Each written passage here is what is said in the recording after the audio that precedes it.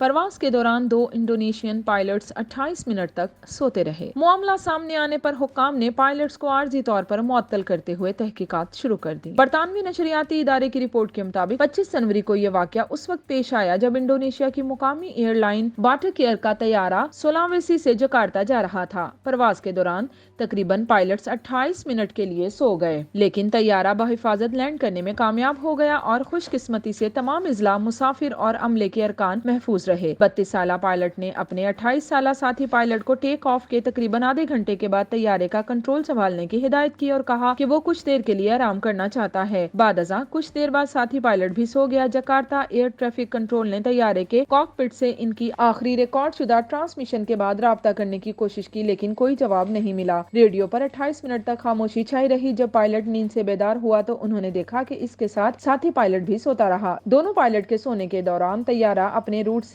ہٹ گیا تھا۔ اس کے بعد پائلٹوں نے جکارتا سے آنے والی کالز کا جواب دیا اور طیارے کو بحفاظت لینڈ کرنے میں کامیاب ہو گئے۔ حکام نے اب اس واقعے پر سخت برہمی کا اظہار کیا ہے۔ انڈونیشیا کے ایئر ٹرانسپورٹ کے سربراہ ایم کرسٹینڈا نے اس بات پر زور دیا کہ باٹک ایئر کو اپنے عملے کے آرام کے وقت پر زیادہ توجہ دینی چاہیے۔ 2019 میں اسی ایئر لائن کا ایک پائلٹ بے ہوش ہو گیا تھا، جس کے بعد طیارے کی ہنگامی لینڈنگ کرنا پڑی تھی۔